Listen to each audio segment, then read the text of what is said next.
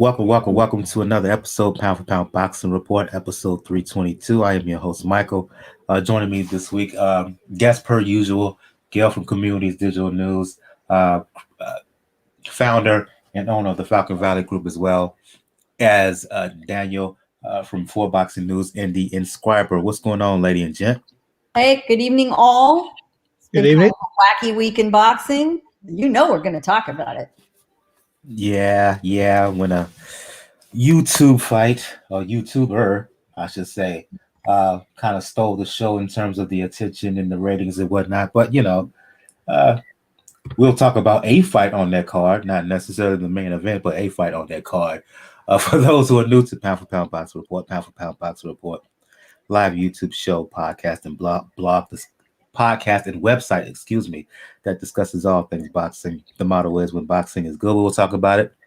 When it's bad, we will talk about it. Bottom line is, if it concerns the sweet science, it will get talked about. If you want to find out all information, please check out the website, p4pboxreport.com. Let me repeat that, p4pboxreport.com. If you just scroll up and down the pages, you'll find links to where to find us all over social media.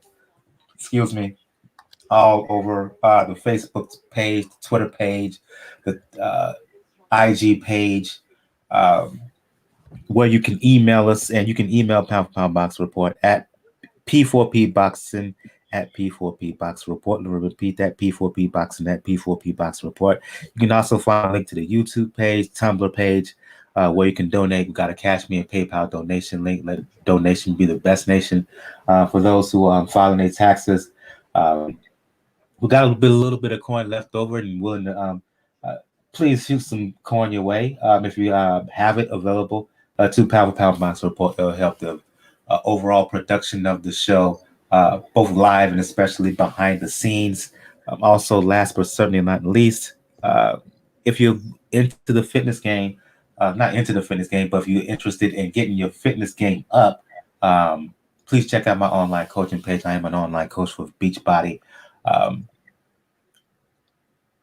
If you're looking to get your body right, if you're looking to improve your overall physical fitness, or if you're interested in stepping your fitness game up to the next level, please check out my site. I am associated with Beachbody on Demand. All available workouts that suits any kind of exercise interest, any kind of fitness goals, whether you want to lift weights, whether you're into like yoga, cardio, hit, any and everything in between, whether it's 6 weeks of the work, the boxing-based program, 10 rounds, whether it's bar blend, whether it's morning meltdown, whether it's PIO, which the ladies like a lot, whether it's the P90X series. It runs the gamut. Insanity and old school insanity workouts, old school insanity asylum. You can find it all on Beachbody on Demand. Again, if you want to check out, or if you're interested in my Let's Build Together group fitness challenges, please check out my online coaching page or on the Pound for Pound Box Report website. Let's get things going by recapping the events that took place this past weekend. Let's start with the middleweight division, specifically Demetrius Andrade, who defended his WBO middleweight title this past weekend on the Zone. Right, he fought his mandatory challenger, Liam Williams, and there are two things about this fight, and I'll start with you, Gail. There's the fight itself, and there's the ongoing discussion that centers around Andrade after the fight. Let's focus on the fight first. First 3 rounds, last 9 rounds. First 3 rounds, Andrade looked sensational. Hurt him in the first round, put him down in the second round. It was dominant in the third. But then from fourth, fifth round on, he was winning, and he was winning comfortably. But there was some trouble areas in there. There were some trouble spots. It can be argued that he got stunned at one point.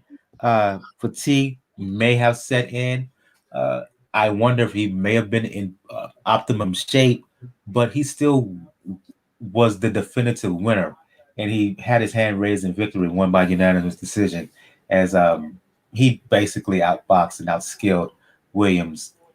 Let's focus on the fight itself.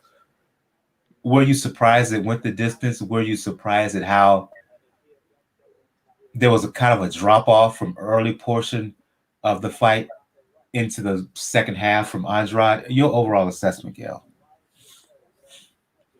Oh boy. Yeah, I would. Andrade is just such a conundrum. He looked great. Those first few rounds looked like precisely what the boxing doctor ordered. He dropped Williams. He was powerful. He was aggressive. He backed him up. Williams barely made it out of the first round. And I thought, hot dang, finally, Andrade gets it. He's putting on a show. He's doing what he needs to do, even if it goes against his nature, to get those big names, the names he wants. And he looked pretty good in the second round. Okay, Williams recovered a little bit. It's early, all right. But I really, truly believed this fight was going to be over momentarily. It looked like it. But then another round went by, and then another round, and then I thought, oh, and everyone listening, just picture my head going into my hands. Because it was the same old thing all over again. Sure, Demetrius Andrade wins fairly handily. Williams gave him a good fight, but it was all Andrade's fight. No question about it. But he can't close the show. It's not a matter of skill. We saw the skills on display in the first and second round. He just doesn't have it in him. He would have had to push, get out of his comfort zone. Clearly, he's uncomfortable being that aggressive for that length of time. Do whatever it takes. Get rough. Get in his face. When he knows that he can let off the gas, not risk himself, and win easily. And that's essentially what he did. You're right. He did get tagged a few times, but I never felt he was in any real danger. Certainly not after roughing up Williams the way he did. And in the end, I think to myself, okay, so he really took the steam off Williams in those first rounds. He did rough him up. He did, beat him down so that he was a shell of the man that walked into the ring, and then he was no threat, so we didn't worry about him. He just doesn't have the mean streak, the killer instinct the really great champions have. Let's contrast him with somebody like Bud Crawford. Bud Crawford is like a predator going after wounded prey. They think they're slowed down or got a broken leg. That's when they double down and get the job done. Naoya Inoue, one of the meanest streaks in boxing. It's what a champion needs to close the show. Even Canelo, same thing, knows how to close a show. We just watched Oscar Valdez, who is now a disciple of Canelo's gym, with Burchell, knew how to close the show. Andrade missed that DNA or that gene or that lesson in school or something. And if he cannot get this right, he is running out of chances. He really, really is. It was very disappointing.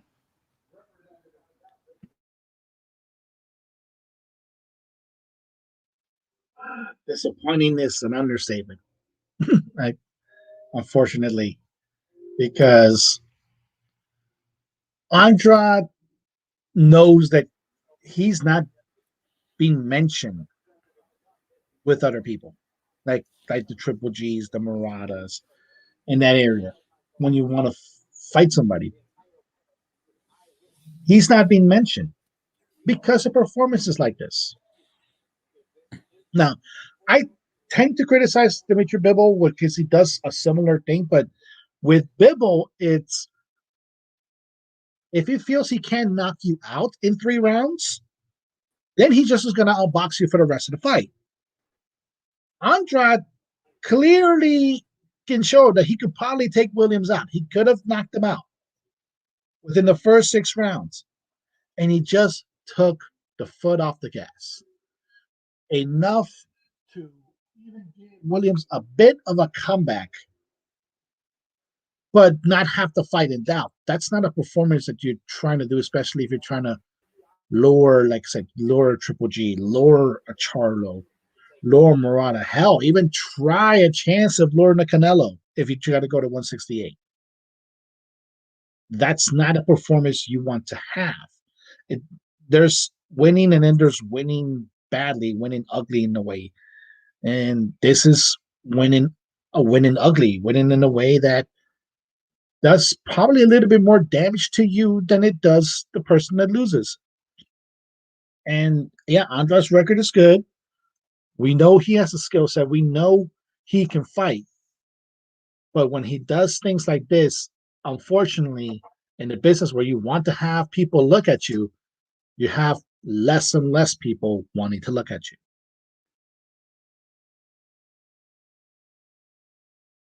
Let's talk. Let's kind of piggyback from your last comment there, Daniel, and get into the discussion of post-fight. Afterwards, Andrade, he talked about how he wanted the big names at 160. I believe he mentioned Canelo in Triple G, and he specifically mentioned Jamal Charlo, WBC champion, at 160 pounds. Right. His argument is that that he has a belt, and there's no definitive guy at 160. Now that Canelo has moved on and moved upward to 168, right? In order to prove yourself to be the best, you have to fight. The top guys have to fight each other. And I want to focus on Jamal specifically because Andrade has called him out, right? But it seems that there's an effort by both Maul and Mel to kind of, for lack of a better word, freeze him out. Mel did a video on IG, I believe it was, where his attitude was like, "We're never going. My brother's never going to fight him. He's never going to fight him." And then, I guess defending his older brother, he's gone on social media and said, "Why don't he try to seek a fight with Canelo?" And my thing is like, okay, sir, say what you want about Boo Boo Andrade, but he's called out Canelo going back to the days at 154 pounds. Andrade has said he wants to fight Golovkin. He said he's even willing to move up to 168 to fight a Billy Joe Saunders, right? My point is this. Say what you want about Andrade and his performance in the ring. I'm feeling some kind of way of how fighters are avoiding him still. For me, it's not just the fact that he may be boring and whatnot. In the sense of Charlo, in Charlo's case, it's a borderline duck. What say y'all?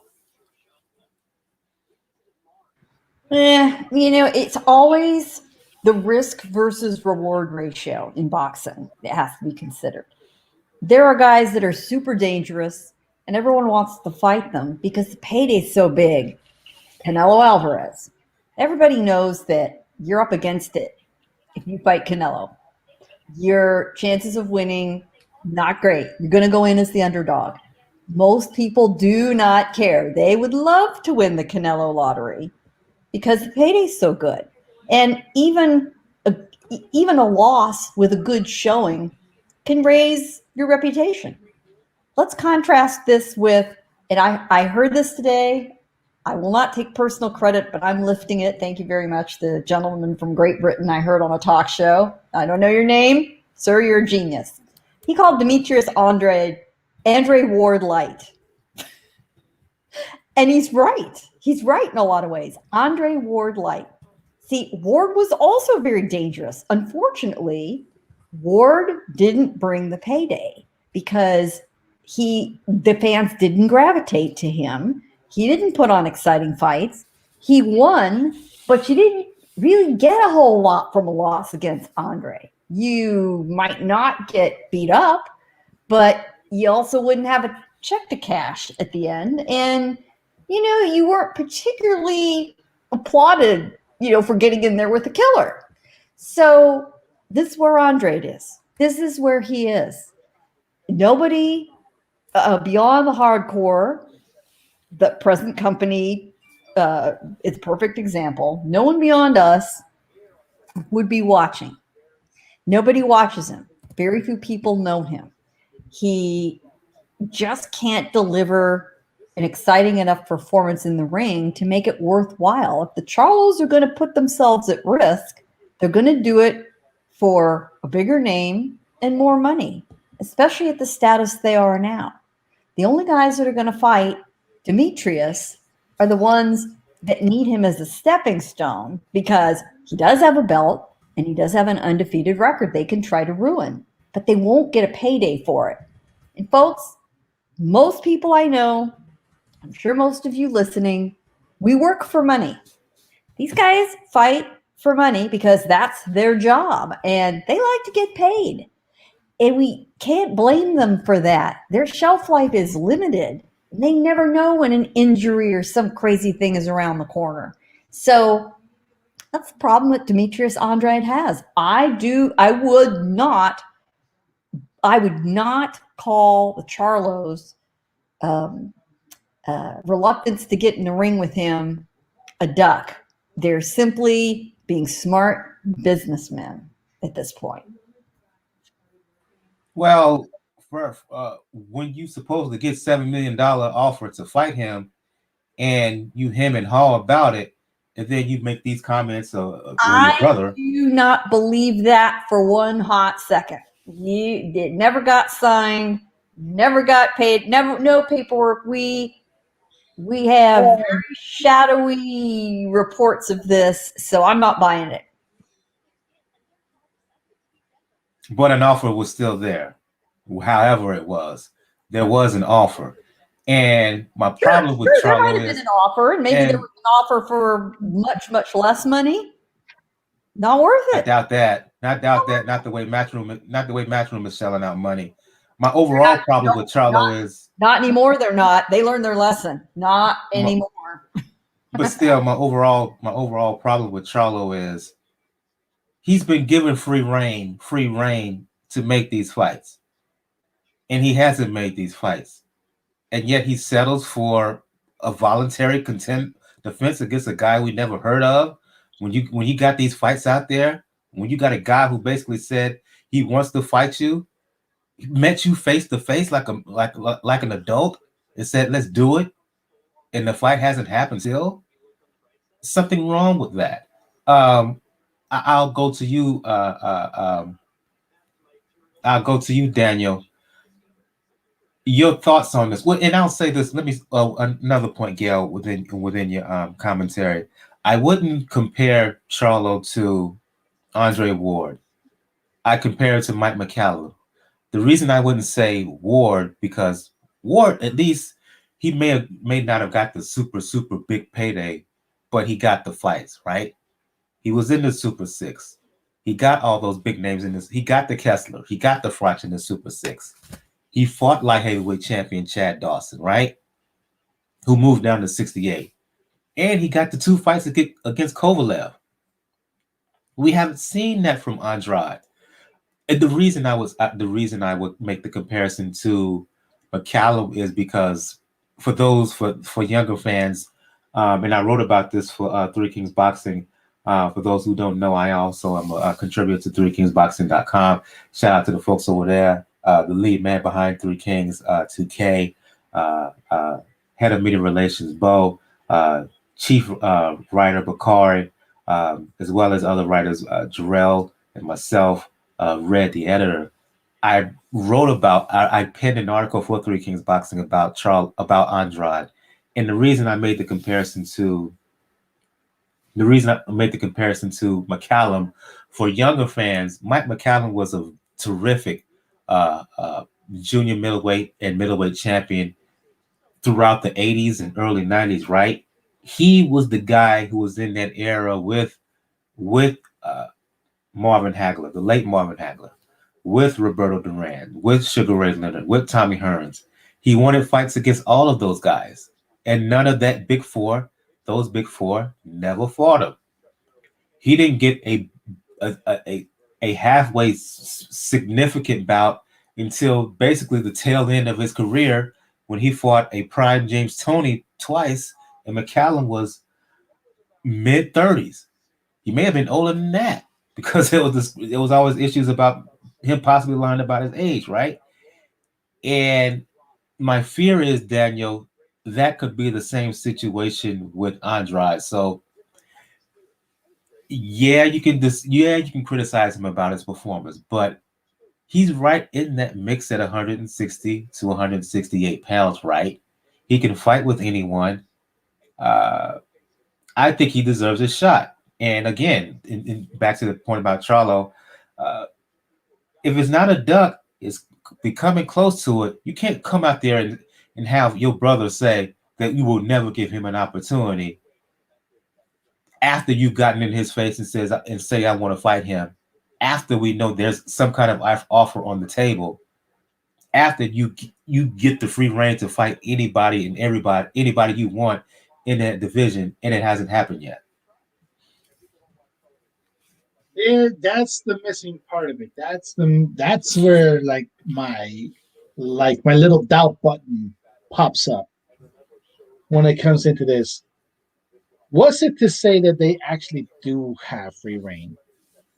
Was it to say that Mel isn't just quote unquote following orders, just letting people know like we can say we have free reign, but the reality is maybe we know that the fights have to be within the PBC. That's a possibility. We always have to assume that's always a possibility, especially when it involves the PBC. The problem, You don't though, put is you don't put any stock in Eddie Hearn saying that he's willing to he'll let Andrade go over to PBC to fight him. Eddie would probably do it, but the problem is, will Al do it? Will Al? I think so. Al probably won't, unless Andrade signs with PBC, because that's at the point where everybody's trying to solidify some type of division. And middleweight's like one of the few divisions where it's still somewhat open. But this issue when it comes to when it comes to this is the fact that everybody's going after the same fish. We know the fish Andrade and Maul are looking for. We know it's Canelo. They both want the same big fish. And it would make sense, like I said, and logically it would make sense for the two people that want the big fish to fight each other to lay the claim to say, like, okay, I'm the real guy, let me fight the big fish, but they're not. Unfortunately, because we're at a point in the sport where being risk averse is seen as a benefit rather than a detriment in some ways. So everybody's trying to protect their corners. And it's too bad in the way because, sorry, I'm drinking water, but I would love to see Jamal versus Andrade. Personally, I would love to see the skill set, especially with the way Maul has been looking in the last few fights. Because there was a point where you could probably say that Maul would have probably given Andrade problems, but lately that has swung around the other way. The situation, though, is at this point is everybody wants to see what the big fish is doing. And the secondary big fish, we don't know what he's doing. We assume he's going to fight Murata. We assume that, but you never know because unfortunately, Golovkin has been so disillusioned with the sport because of the business side of it that everybody's in the holding pattern now. Because now you can say like the IBF could be out of the question as far as the fight, because they might just say like, you know what, IBF might say, you know what, you don't want to make a fight, well, you'll fight a mandatory now. Then they could easily do that, and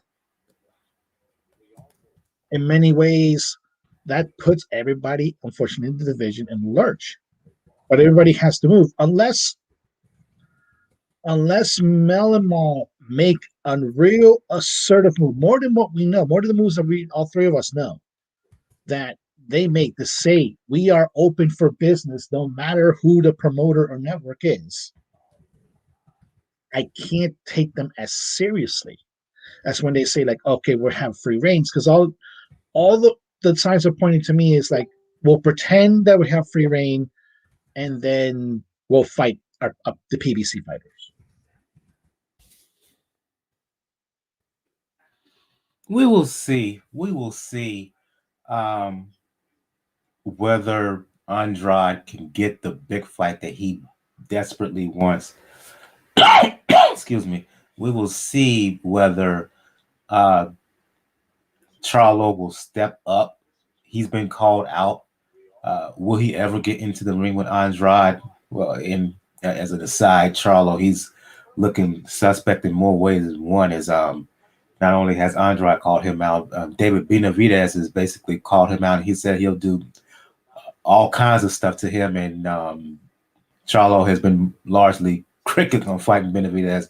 Um, I will stand on my square and says that Jamal don't want any parts of David Benavidez. He just don't.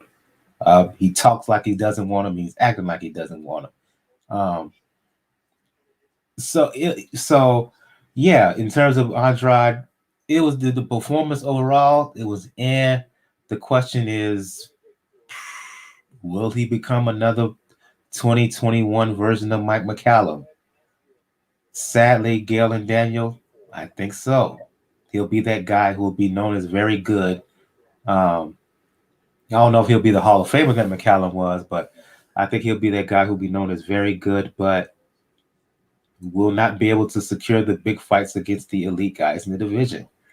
That's my fear. I think your fears may very well be justified. Indeed. So let's see where it goes. Let's see where it goes. Let's move on to some other fights here. That fight between Andrade and Wiz was the main event on the card. On a card, excuse me, on the zone. Let's move on to the main event of a fight of a card on Fox PBC. And I go to you on this one, Daniel. Tony Harrison made waves when he upset Jermell Charlo for the 154-pound title 2019. Lost the rematch later on that year, coming off of a year-plus layoff, fighting a guy by the name of Parrella. And we talked about this fight last weekend. My overall thought was that Harrison would just be too big and too strong and hit too hard for Parrella, who's had issues getting hurt. And he's been stopped on two previous occasions. Well, to my surprise, one, the fight turned out to be a lot better than expected. And two, I'm scratching my head at Harrison here. Why do I say that? Because of his approach during the fight. Harrison is a guy who likes to fight mid-range out, tall guy, likes to use his jab, which he has a very good jab, like to use his distance to keep fighters mainly at bay. And in this fight, he came forward. Well, I know Parrella, he likes to move his legs a lot and box. Harrison could never get the punches together.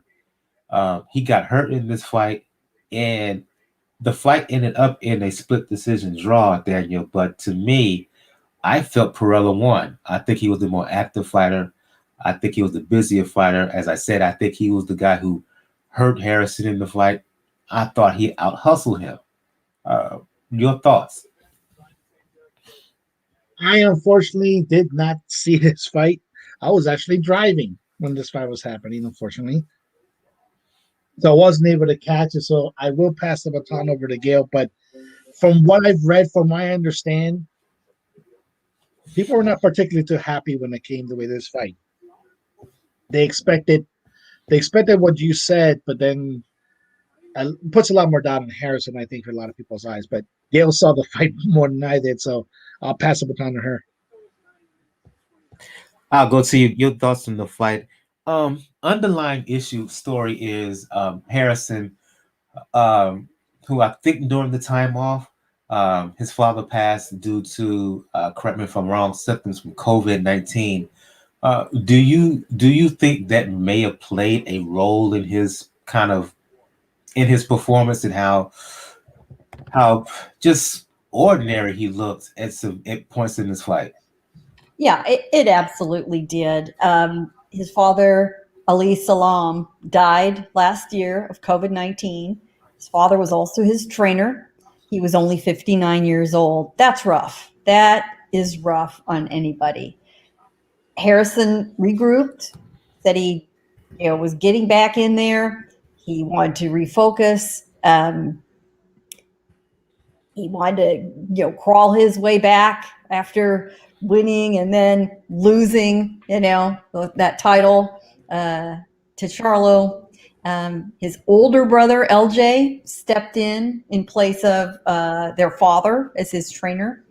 I'm not sure that's, in retrospect, the best choice, but certainly was probably the most comfortable choice. But he was rusty and probably had a lot on his mind and could have underestimated Parrella. It happens. And Parrella put up an excellent fight, very determined, much busier, several times buzzed Harrison. I don't think he had him in extreme danger at any point, but through stretches of the fight, he was in charge. He was aggressive. He looked good. I thought he edged it on the cards. The cards didn't read that way. They were a majority decision. And as I recall, one of the cards was a 117, 111 card. That's a little wide. A 116 card, yeah, absolutely. I have no problem with that. So for Harrison to get away with a majority draw, I think he's very lucky. And maybe this is good enough to sort of rattle his cage, wake him up, let him think long and hard about where he really wants to go from here. Is his heart still really in it? Who needs to train him? I think it needs to be somebody outside his family. And that would be a good approach. I think he needs to shock his system a little bit. I mean, he's already gotten a pretty big shock from last year, losing his dad, losing his trainer, losing that opportunity against Charlo right at the end of 2019 before the pandemic hit. I think another shock to his system could be a shock in a positive way. Change his surroundings, change his trainer, learn some new things, shake things up, rewire his head a little bit in a good way by making it buzz and burn, learning new things. He'd be smart to join a gym with a lot of other guys and maybe a lot of other young guys looking at him so that he'd understand his place, his role, something of that nature. I'm not quite sure what the formula is, but he needs a little something. I wish him well. I like him a lot. He's a great interview. He's a great talker. He's fun to watch. It's been a rough year for him, and I'll give him a pass based on that. It's been a rough year for a lot of people. Good personality and really skilled. Has one of the better jabs in the sport, regardless of weight. But he's going to have a reevaluation of his career.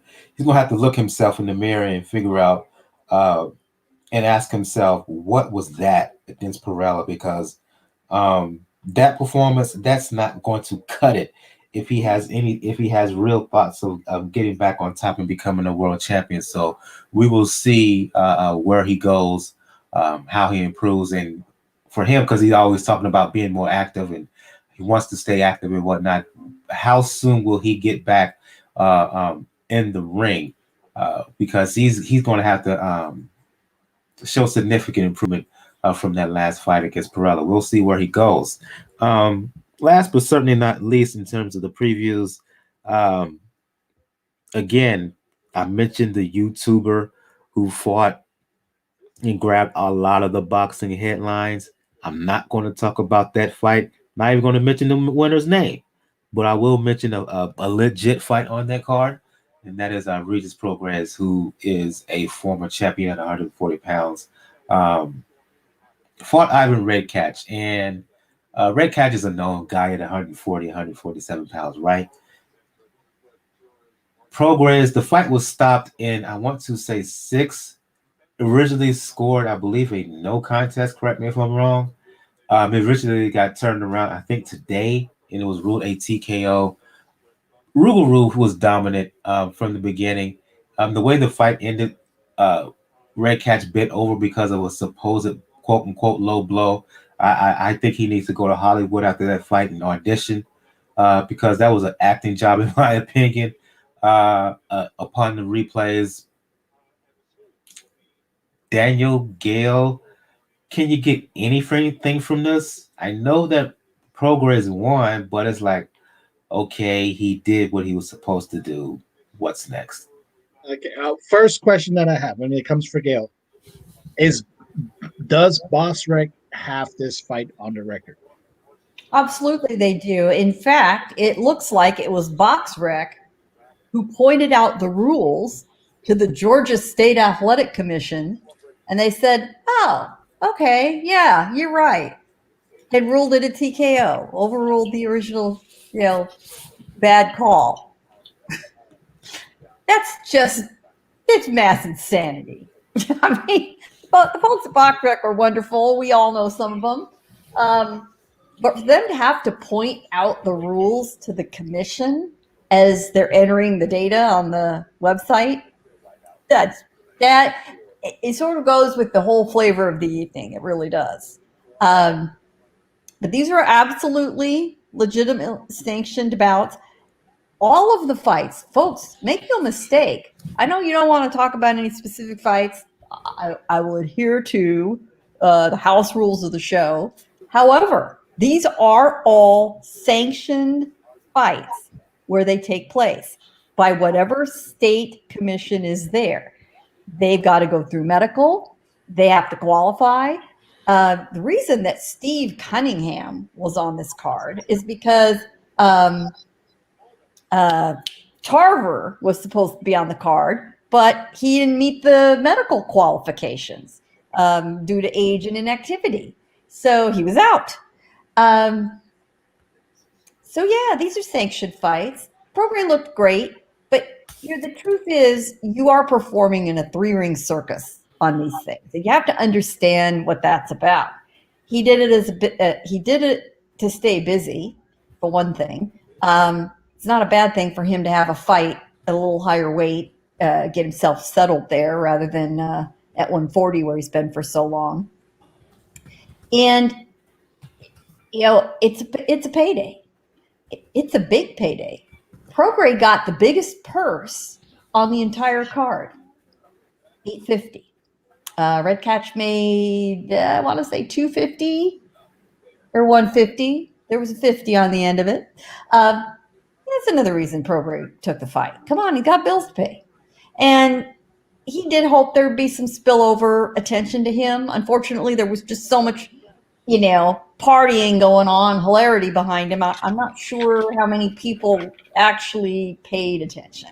Man, look, everybody either looked from De La Hoya to Snoop to Emanuel Bernstein. Everybody either looked or sounded either high or drunk. They probably weren't even paying attention to the fight, really. Oh my God! Well, Ray Flores and Mario Lopez were apparently the adults in the room. They were trying to keep track. But yeah, come on, who are we kidding? No, this they was were kowtowing to Snoop.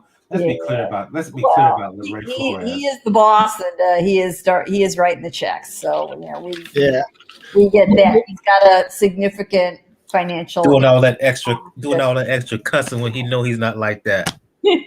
Oh my God! Redkach though has a future in professional soccer for that dive. That was absolutely ridiculous. He also needs to brush up on his high school anatomy because he was way off. Oh my God! Okay, in case people didn't see this is what Gail's talking about.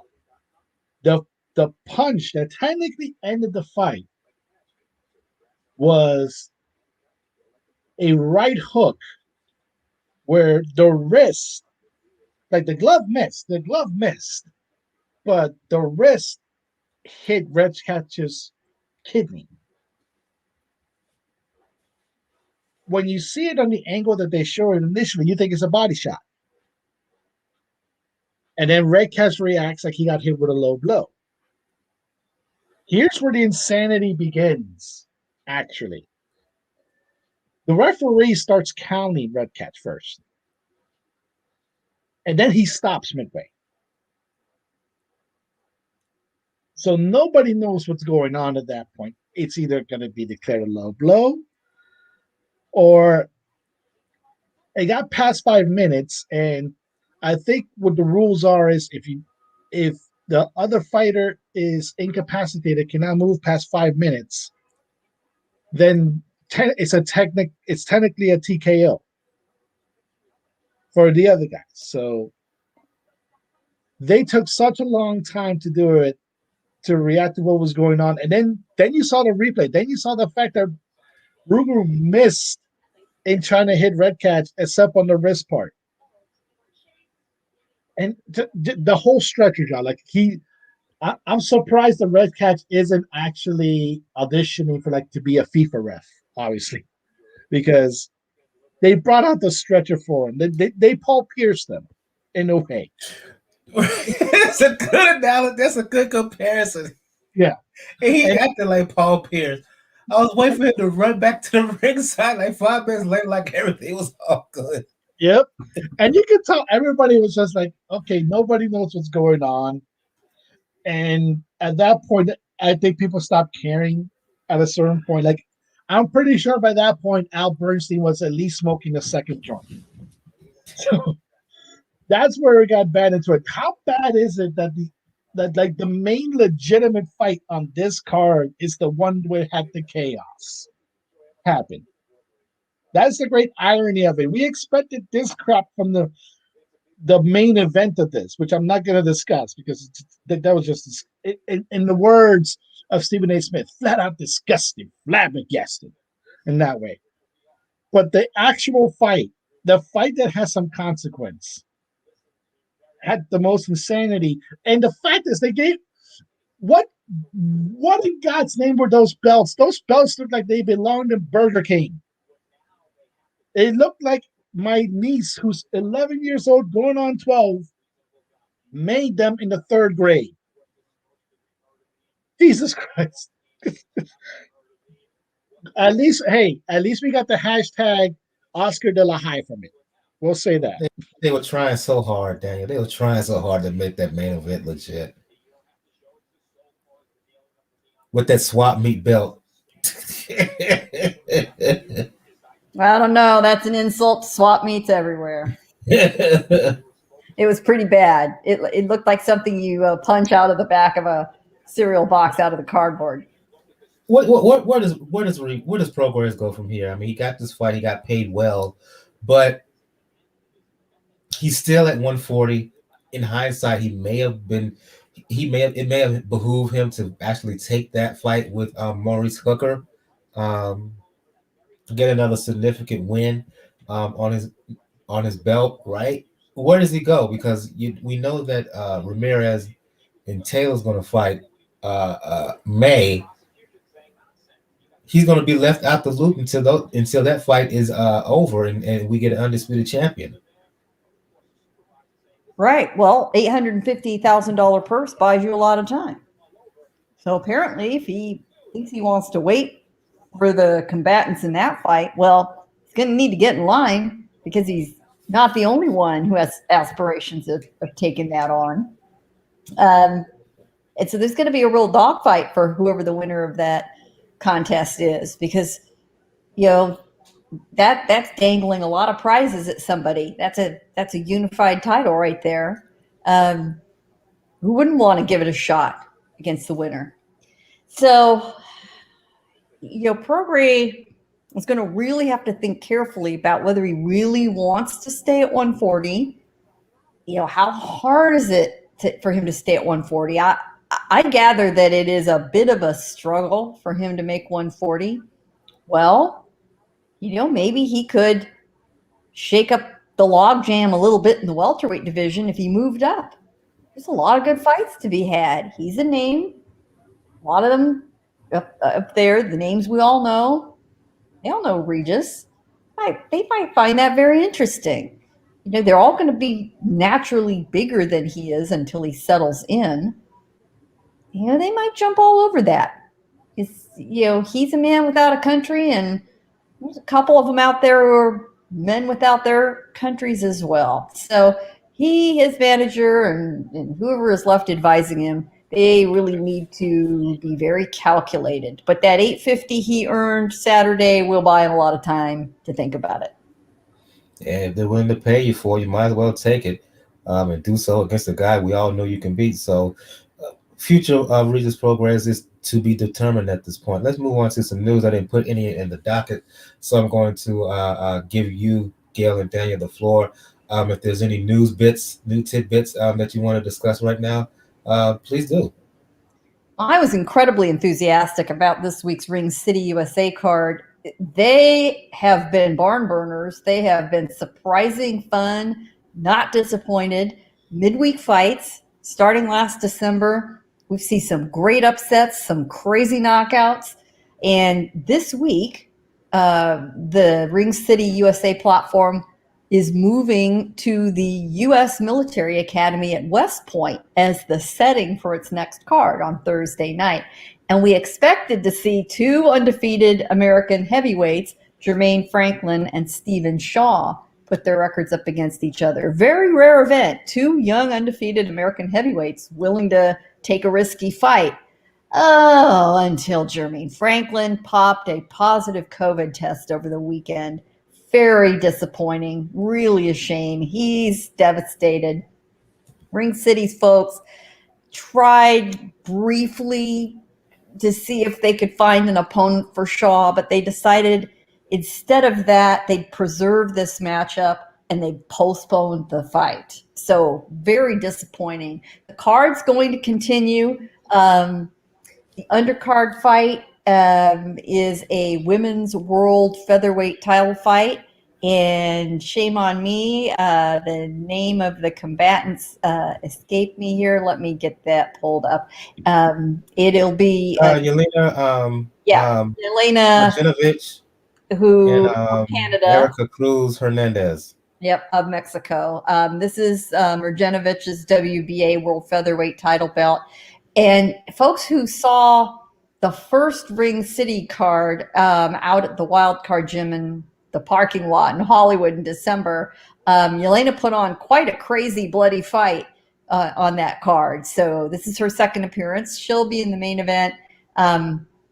Undefeated welterweight Barbazan Mominov of Kazakhstan has a fight against an opponent named Angel Ruiz, who's from Tijuana. But let me tell you something. We've had some no-name opponents from Tijuana with modest, decent records like Angel Fierro absolutely have a star-making turn. Mominov's an interesting guy. He's a welterweight, but he's a former sparring partner for Canelo Alvarez. He's got a lot of amateur experience. And Ruiz is trained by Manny Robles. So this could be a very interesting fight. The other thing that's on this card that I want to point out that's well worth it, the undercards are streamed live on Ring City USA's channel on Twitch TV online. And at West Point, every single officer graduate must go through boxing training and must have an amateur bout in their annual tournament and complete it before they can graduate. It's an actual graduation requirement. It's a long tradition. Since 1905, all of the men have had to do it. And since 2017, all the women have had to do it too. So we're going to get to see some of the cadet fights on the stream. And a man many of you know, a world champion himself, and Marine Corps veteran Jamel Herring's going to be on the commentary team Thursday night. So very disappointing to lose the main event on Thursday night. Still a fun card. And for those of you, still feeling kind of dirty and needing a shower after Saturday night, this is the kind of card you want to watch, you'll feel a lot better. I'll go to you, Daniel. Any news, bitch? You want to any breaking news that you have in the cut? Not anything breaking, just like some little ancillary things. Obviously, we mentioned it that we have a site for Josh Taylor and Jose Ramirez is going to be at the Virgin Hotels in Vegas. So now we actually know the location. Anthony Yard, obviously, his fight got delayed, unfortunately, because he has some dental issues. Don King is still alive, just doing Don King things. And mainly that, luckily, it's been pretty quiet because the only other major news is just more ancillary talk about, like I said, the heavyweight fight that I do not think we're going to get this year. And obviously, just going back to the Triller area. And I'm not going to step into that area, at least not until Teofimo comes in. Bit of news here that just hit my mind. Again, I mentioned I'm a writer for Three Kings Boxing. Shout out to the lead writer over at Three Kings, Bakari. He penned an article that recently it was up on the site threekingsboxing.com, and that is we mentioned Kosei Tanaka last year moving up from 112 to 115 to challenge Ioka, Kazuto Ioka. Right? Well, the title was vacant, and another Japanese fighter by the name of Nakatani, Junto Nakatani, he won the title, defeated Magramo to win the vacant WBO title. Well, Nakatani, the rumors are, the word is that Nakatani is going to make his first title defense against former junior flyweight champion Angel Acosta, who was his number one contender. The word is that fight is going to be in the end of May, the 29th. If it indeed does happen, I would say to folks, particularly fans of the smaller weight divisions, keep your eye on this one. On paper, this has a chance to be a terrific bout. People don't know much about Nakatani, but for Japanese observers of the sport, he is the guy who's considered the latest in line to be that next guy that is who has the potential to be very good. Just like Ioka 10 plus years ago, you heard a lot of buzz with him, just like you heard a lot of buzz when it came to Inoue. Just like you heard a lot of buzz when it came to Kosei Tanaka, you hear the same amount of buzz when it comes to Nakatani. Very smooth southpaw. I wrote about his title win over Magramo to win the title. He stopped him in 7. Did it with ease. He has that kind of talent, and he has that kind of style that makes seemingly difficult opponents to make similar on paper. Similar difficult opponents look like easy work. Fighting an Acosta, who we all know, big punching guy, likes to come forward. One of the hardest punchers in the sport, regardless of weight. He lost the belt to oh my God, his name. He lost the belt last year. His name escapes me right now. Oh gosh, let me look it up right quick. He lost the belt to, because he just signed a deal with Matchroom. He lost the belt to in June of 2019. He lost the belt to Elvin Soto. That's his name, Elvin Soto. Bit of an upset, controversial stoppage. Acosta was stopped in the last round. Moving up to 112. On paper, this has a chance to be a very, very good bout. So around the end of May 29th is the rumored date in Japan. Be on the lookout for Junto Nakatani and Angel Acosta. Let's move on to, because it's going to be a relatively short show, hopefully get it done in under an hour. Let's move on to preview some fights. I'm going back to you, Gail. The main fight of the weekend that I want to focus on is Emanuel Navarrete. Had a really, really good run, pretty dominant run at 122 pounds. He's moved up to 126 to win a title, right? He's making a defense against former world title challenger Christopher Diaz. Let me read this. Before we go there, Gail, you mentioned some news here in the private chat about Luis Neri.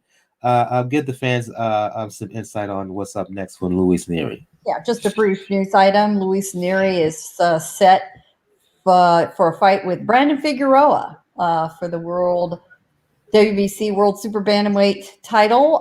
They are going to be at the StubHub. Okay, they call it the Dignity Health Sports Park, and the rest of us call it StubHub, which is the natural name of the place up in Carson. It's a PBC event. That's the headline show. It's May 15th. So they are on the schedule. Let's talk about Showtime right quick because I'm glad you mentioned that. Showtime announced the schedule for the summer, and you got plenty of bouts at 122. You mentioned Luis Neri, right? The winner of that bout is supposedly going to fight Stephen Fulton for the WBO title in a unified 2 pounds. You got Jamal Charlo, you got Danny Roman who's also going to fight on that Neri undercard. He's going to fight Ricardo Espinoza, making his comeback fight, right? On the 29th of May. Nordino Bali is going to defend his bantamweight title against Nonito Donaire. June 19th, Jamal Charlo is going to fight Juan Macias Montiel. A thumbs down to that fight, just my opinion. On the 26th of June, Tank Davis is moving up to 140 pounds. It's going to be fighting Mario Barrios, and I'll say it right now. I don't know if you agree or not, Gail and Daniel. Barrios is better than people think. Don't be surprised if he beats Tank. I'm just saying. Also on that same June 26 card, Erickson Lubin's going to fight former champion Jessamine Rosario, Banana Rosario at 154 pounds on the July 3rd. Chris Colbert is going to fight Yorkis Gamboa. July 17th, Jamel Charlo is going to fight Brian Constantino for the undisputed title at 154 pounds. In August, you got Casimiro fighting Rigo. August 14th. On August 28th, you got David Benavidez. He's returning to the ring. Stephen Fulton on the September 11th. He's going to fight the winner of supposedly Neri and Figueroa. Gail, Daniel, Showtime doing it again. They're bringing some serious fire this summer. Your thoughts? About time.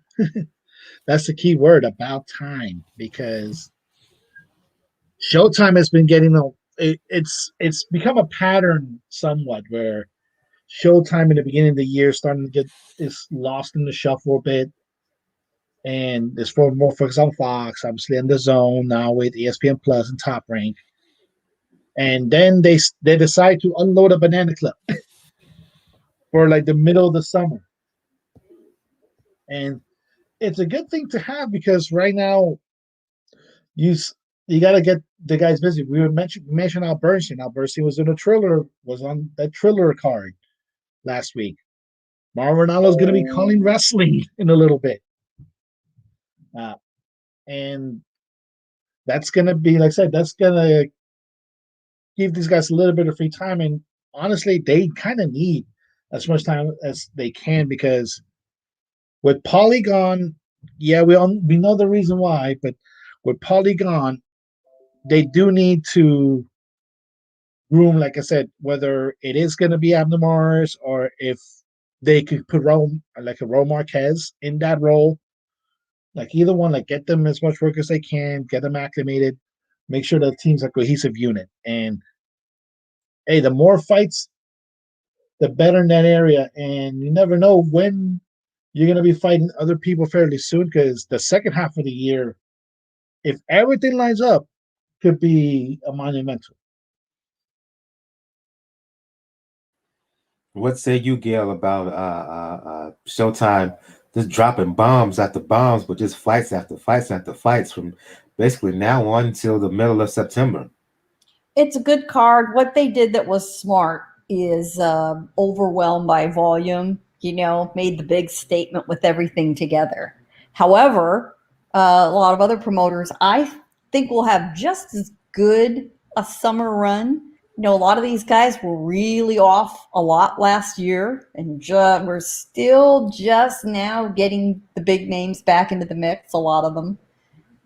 The difference is the other promoters are announcing these cards one by one by one. Showtime was smart enough to bundle it and make it look big and make it feel big, which was very smart. There is a lot of discussion, however, about what the Showtime versus Fox PBC arrangements will be. A lot of rumors about PBC wanting to exit the deal with Fox and go strictly back to Showtime. So see what plays out. I'm very happy to see it. It's always a wonderful thing for all of us who love boxing to see the schedule get filled out. Indeed. So yeah, salute to Showtime. I'm not mad at what they're doing here at all. Good quality bouts in high volume, as Gail says. You can't be mad at that. Get your circle the dates on the calendars and get your DVRs ready for those who have Showtime, because you're going to have a lot of boxing in store throughout the summer. This summer, let's move back to previewing some fights here. And you mentioned the women's card, Gail, on in the middle of the week. Let's on NBC and their Twitch channel as well. NBC Sports and their Twitch channel as well. Navarrete and Christopher Diaz is probably going to be out on ESPN. Navarrete had a dominant run at 22. He won the title at 26. Yeah, his performance. He's fighting a Diaz who I thought looked very good in his last couple fights, last bout, particularly in comparison of the way he looked when he lost, when he went for the title against, I can't remember the Japanese fighter's name. I can't remember the fighter's name who he lost to. My apologies, I'll look it up as you're talking, but what say you about this fight? That would be Matsuyuki Ito, who there you go. Yeah. Who he lost. Matsuyuki Ito at and he's also 130. had a loss. Yeah, that was in 2018. He also had a loss to Shakur Stevenson. So he's crawling his way back and taking on Navarrete. Your thoughts on how he will fare against Navarrete? On paper, Navarrete should be the significant favorite, but based on pedigree alone and the reputation of Diaz before that fight, he has skills. Oh, absolutely. This is not a bad matchup at all.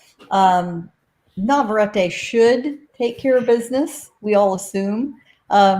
We've seen some crazy upsets. It does set up also a Mexico versus Puerto Rico fight, which is always kind of fun. It adds a little something to it. The fight is taking place in Florida. So he'll have Diaz will be playing with house money there and have some house fans in there for him in this 12-round fight. No, I don't hate this fight. Their pedigrees are both fine. They'll both put on plenty of action. That's another nice thing about this. It's a pretty good style matchup. So this, to me, falls in the category of very, very, very high-class entertainment. I wouldn't say it's going to be a blockbuster, but it has potential. I like the potential on it. I am always in favor of guys getting in the ring and staying busy, even if the matchup isn't exactly perfect. No question about it. Navarrete keeps himself busy. I mean, even in COVID year, he's a world champion. He fought 3 times and he's back, and it's April. So good for him. It's none of this onesie twosies a year for Navarrete. But you're right. It's a little bit funny enough, like Carl Frampton, his best weight might have been at 122, not 126. Let's see if he grows into it. He's still, ranked extremely high in the division. he's still winning. I mean, that's not an issue. What we're not seeing is the blowouts he had at the smaller weight division. So if you can set that part aside, he's still a lot of fun to watch. In his title win over Ruben Villa Daniel, um, Navarrete didn't show to Gail's point, the explosive power that we saw during his title run at 122 pounds. Diaz, he lost to Shakur, right? He lost to Ito. But his last fight against Jason Sanchez, I believe that was in June of last year, I thought he looked very good. It looked like he looked inward and he made some improvements from a skill standpoint. And I think his mentality in that bout was better than what we saw, particularly with the Ito fight. With the Ito fight, when he kind of mentally checked out in that fight, in my opinion. Now getting a second opportunity to fight for a world title, do you think we will see a better Diaz in this fight against Navarrete than what he showed against Ito a few years ago? I think we should, because it's a point of a person who's hungry to get a shot again. It took him that long to get him back into it against like I said, Emanuel Navarrete, who, like Gail mentioned, is still getting used to the weight, still getting used to being a featherweight at this point. So he, like I say, he's not having the performances that he had. Me too. The main difference to me is like, unlike Frampton, to me, Frampton, you could tell like the best size for him was 122. Navarrete, as far as like the height and the reach, looked pretty big for 122. He could probably start growing into 126. And this is where you want to start showing out, because you want to stake your claim in a featherweight division. And maybe get yourself a little bit closer. Maybe even, yeah, I know we're going to mention it next year. Maybe talk yourself into the Gary Russell Jr. sweepstakes in 2022. But that's what you're looking forward to when it comes into Navarrete. He knows he has to impress, given his resume of how it came to be. But he's going to be facing somebody that's pretty hungry, who took the long way to get back. And for all intents and purposes, it's probably going to be a low-key, really, really good fight. I would not be surprised if it becomes like a sleeper for like fight of the quarter year. I agree. Folks may be sleeping on this fight, but I think once they get into it, I think both guys are going to bring it in this fight, and I think it's going to be entertaining, however long it lasts. To your point, Daniel, I think this has a chance to be low key, a really, really good fight on the undercard. I'm going back to you on this one, Daniel. You got Edgar Berlanga, reputation of blowing everybody out, not just knocking everybody out, but doing so in one round. Fighting a Damon Nicholson, and I think that him credit for. A lot of people think. I have a prediction, Daniel. Berlanga will not knock Nicholson out in one round. He may beat him, but he's going to go some rounds to do so. Hopefully so, because it's one good thing about knocking people out like early on in the rounds. But if you don't develop, especially look at Berlanga's record, especially at this point, you should start getting some rounds in. So it would behoove him. I know it's not the highlight reel. I know it doesn't fit the marketing campaign, but at the same time, you need to develop, because you're in the middleweight, super middleweight heatherscope. We know who's the cream of the crop in those two divisions, and that's gonna be your measuring stick going into it. It's going as a phenom. You're trying to sell yourself. You're already having a decent enough record where some sanctioning bodies will start ranking you. And at that point, you have to put some rounds in. You have, even if it doesn't go, if it goes against your brand, you have to. I believe like he will. This they're gonna build him incrementally. They're not gonna try to rush. They're not gonna try to rush him because they kind of know that they need to develop fighters in this way instead of having them lose out in certain areas. Otherwise, you're gonna get in the situation like what Shakur is facing right now, where like we know he's the mandatory for the two fighters that don't want to fight him right now because it doesn't make sense to fight him right now. So you don't want to freeze yourself in that area. Try to build yourself little by little. He should get some rounds in. I say he will knock him out, but I say probably third, fourth round. Your thoughts on this fight, Gail? It's an interesting matchup for Berlanga. It's not a bad one at all. Nicholson is a veteran. He has 27 pro fights. He's got some power. Of his 23, he's 23, 3-1. Of his 23 wins, 20 are knockouts. However, of his 3 losses, 2 were knockout losses. So he's got some power that Berlanga will need to be careful of. Probably just enough to force him to respect it. But if he figures, once he figures Nicholson out, if he determines that he's not a particular threat, or he finds opening, Nicholson is likely to be stopped. I agree with you, Daniel. I don't think it'll be the first round this time. And it's time for him to get that whole thing over with, get that hype behind him. I think he'll still score stoppage. And but let's say that he's got 8 rounds to do it. Let's say he takes half of that, 4. And that'd be the best possible thing for him. That sounds about right. I can agree with that. One more fight to talk about here.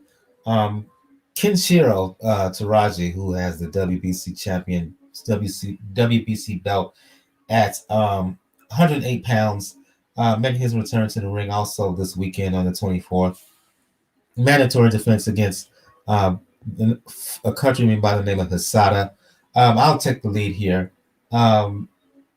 Hisada, he's older, but he's tough. He's solid skill-wise. He fought Koiguchi, the BA/Ring Magazine champion in October of 2019, excuse me.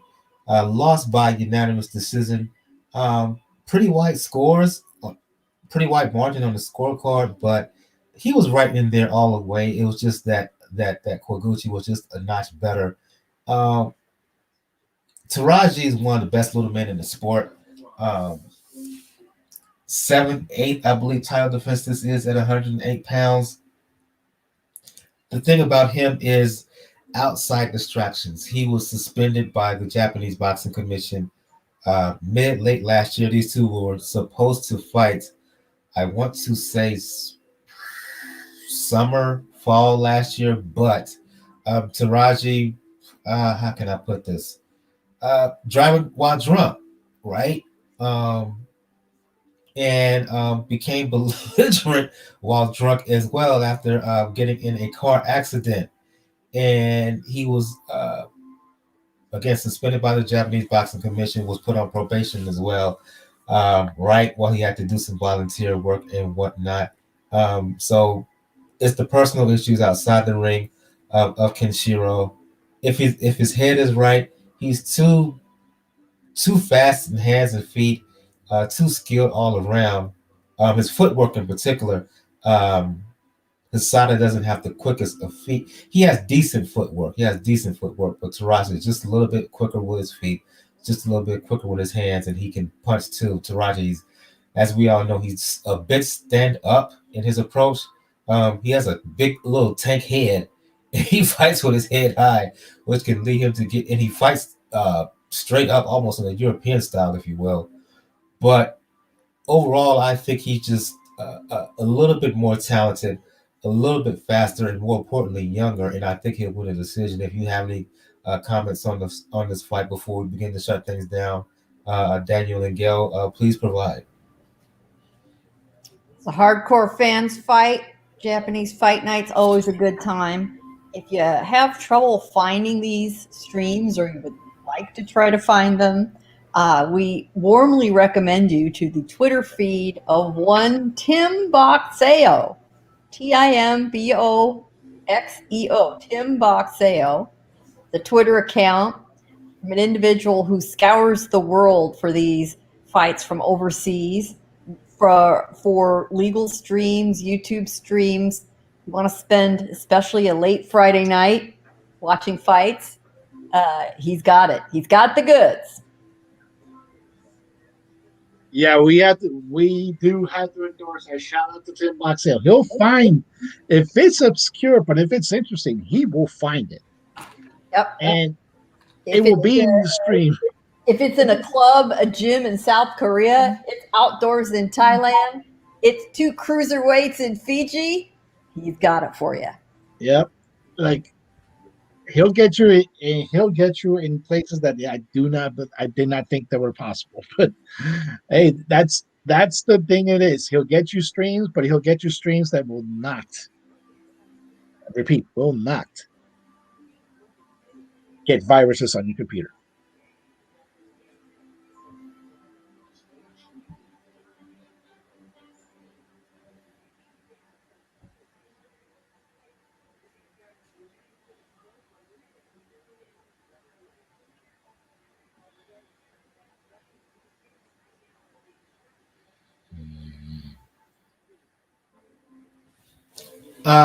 Yeah. So I think we're going to shut the show down on that note. I thought you had more to add on, Daniel. My bad. Going to go around the panel here. Begin the show with ladies first. Going to end the show with ladies first. Gail from Communities Digital News, founder and owner of the Falcon Valley Group. For folks who want to talk boxing, for folks who want to talk media, or give a plug to the Falcon Valley Group, let the folks know where they can find you.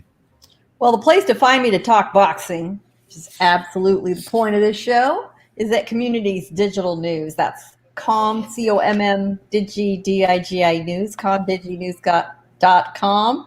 I also got into it with Harvey and Charles today on TMZ Live, so check your local listings. I believe it'll be on the edition that airs tomorrow.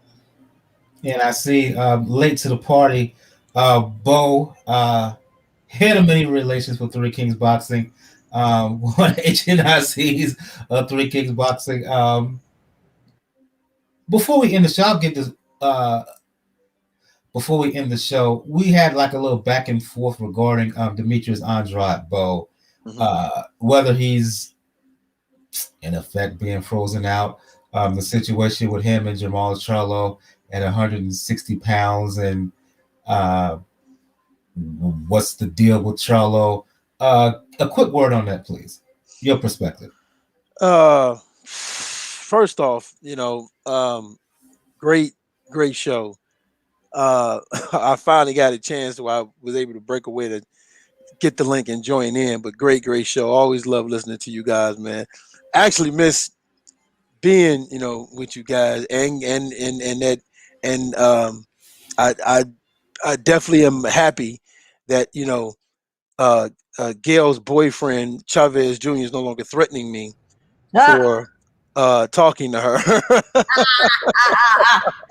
We're gonna set him up with Jake Paul. Last thing I do. Paul versus Chavez Jr. You heard it here. I think all of this, and speaking of mentioning Jake Paul, I think the reason why you have success with this is because of situations like this. When guys are not taking the fights they should fight. Today's fighters are making so much money fighting, the nobodies.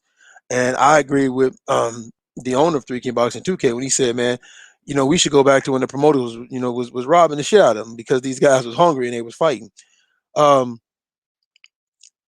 The situation with Andrade and Charlo, it's sickening, and it's depressing. Like at some point, you want to see these young hungry lions. Like when you go back and you look at a guy's resume, you want to see a name on his resume. You be like, yeah, I remember that fight.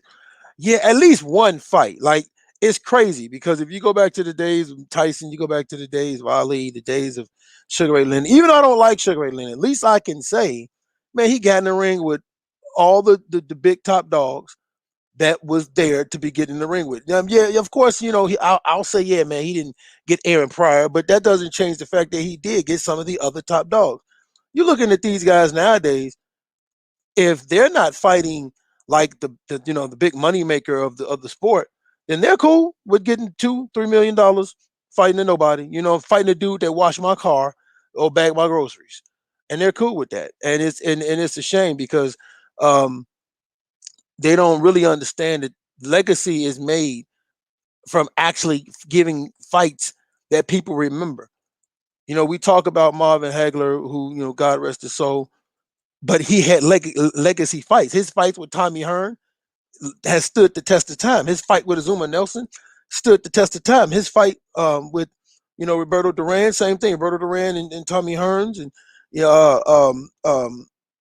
Mike McCollum and Chilembe. These are fights that have stood the test of time because these guys actually fought each other when they was around. So it's sad to see that we have young guys that just for the sake of the fact that they're not being forced to, or there's no pressure on them, or they're doing so well in the sport of boxing. I mean, don't get it twisted. I'm not opposed to fighters getting paid, but they should be getting paid to where they feel like they got, what's the old saying that Marvin Hagler said, it's hard to get up and get ready to fight when you're wearing silk drawers. Well, these dudes is wearing silk drawers so damn long, I don't even think they're looking at the floor that the bed is on to get out of it. So it's just a sad situation, man. And I hope Andrade gets a fight with somebody. Like I think I said on the show, man. If I'm Demetrius Andrade, I would call David Benavidez and say, hey man, let's do a catchweight fight. Or you know what, man, I'll come up there and I'll fight you. Because that would be a fight I would love to see. That's a great fight, man. And it's just a shame that we don't have great fights being made like they should be made with these guys in their prime right now. And we just talked about Navarrete in his first defense of the WBO belt at 126 pounds against Christopher Diaz. Quick word on that, please. Oh, man, that's a fight. That's going to be, you know what? Emanuel Navarrete is a dude that I actually be pissed at because when I picked Dalbay to beat him, that's because Navarrete was supposed, the way he needs to win the fight, he never fought like that. Emanuel Navarrete has found a groove. He's fallen into a groove. He has that champion mind frame, and he's showing the skills and everything to go with that. He's turning into more of a boxer, not so much of a slugger, and he's turning into like a power boxer too, where everything coming up being built off the jab, and it's a great thing to watch. I think the fight with Christopher Diaz is going to be good, but I also think Emanuel Navarrete may wind up, if you don't knock him out, he's probably going to wind up really just kind of schooling Christopher Diaz, so to speak. And last but certainly not least, latest news developments. I've mentioned numerous times I am a contributor, senior writer for Three Kings Boxing. What's the latest news over at threekingsboxing.com? Oh man, you got a lot going on. Regis Prograis fight was overturned after Ivan Redkach pretty much beta mailed himself after looking like he lost a Kool-Aid fight with a 5-year-old kid with his hair. That fight got overturned from a technical decision to actually a technical knockout. So the Georgia State Athletic Commission overturned that fight. Then of course you got the little guys, if you into them, Angel Acosta and Junto Nakatani. That fight has finally been set up for May, or they're saying May 29th, but it could either be May or it could either be the end or the early part of June. So you have that going on. Just so much, man. One thing I want to point out: Bryant Parrella deserved. That's another thing with boxing.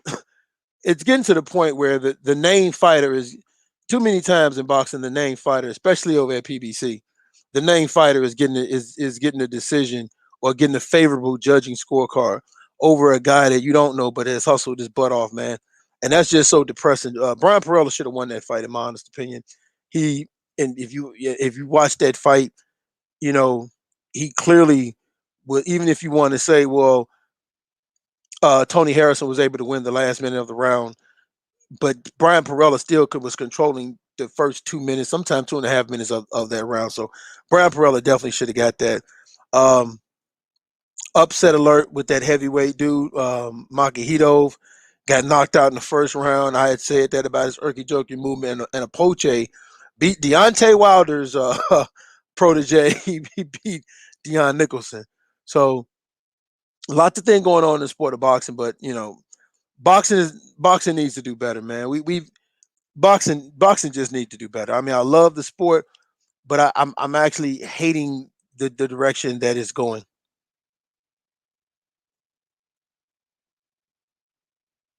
Sorry about that. I think we're going to start to shut the show down on that note. I see Gail had to dip out, so I'll give the information for folks who want to follow her. If you want to talk boxing with her, media, or want to check her out bi-weekly on Community's Digital News. Bi-weekly, excuse me, not on Community Digital News, but on TMZ Live. She was on there today, as a matter of fact. And she was mentioning the details behind the discussion there on her appearance on TMZ Live. But if you want to check Gail out on Twitter, you can check her out.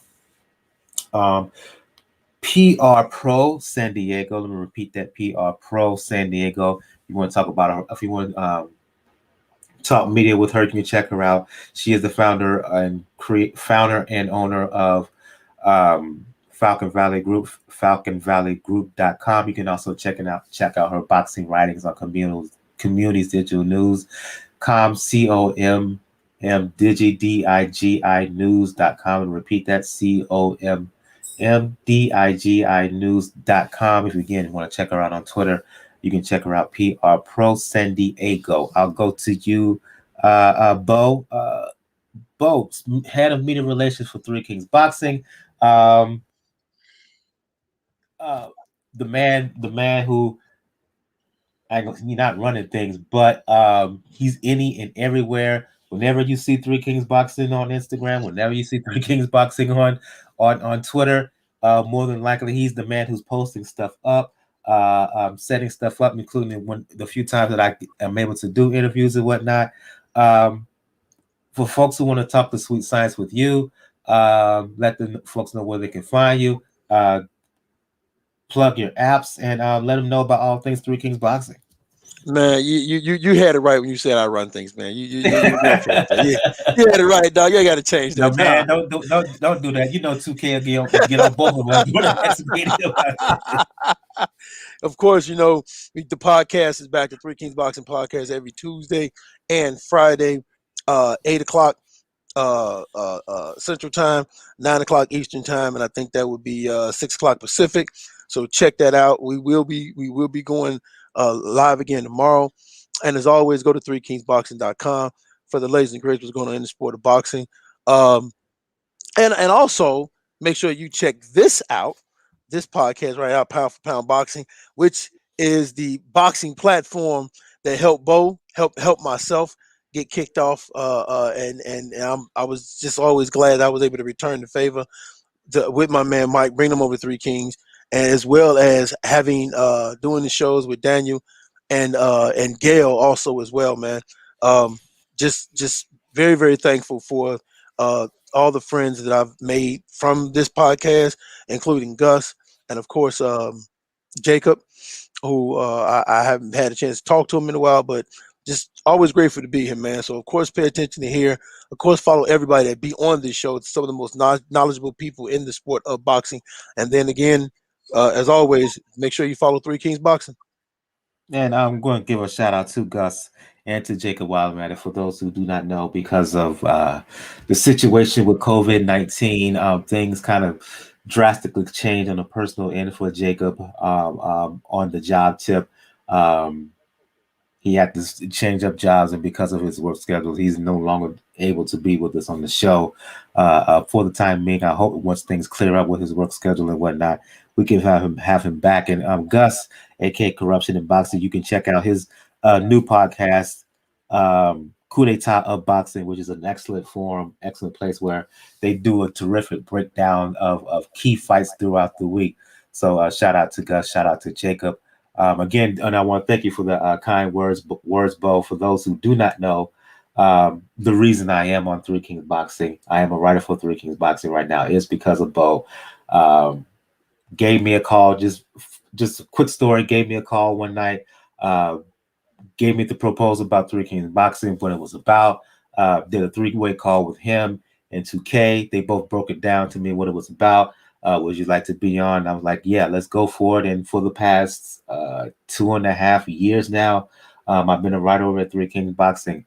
So there you go. So not only will you hear me on Pound for Pound Box Report, you will see me write, and occasionally I'll be a guest on Three Kings Boxing podcast as well. And I go to you last, but certainly not least, Daniel. Daniel from the Inscriber, for those who want to talk the sweet science or even wrestling at times. And I got a guy I need to talk to you behind the scenes. I think you'll be a really, really good guest on his show, Daniel. I'll talk to you afterwards.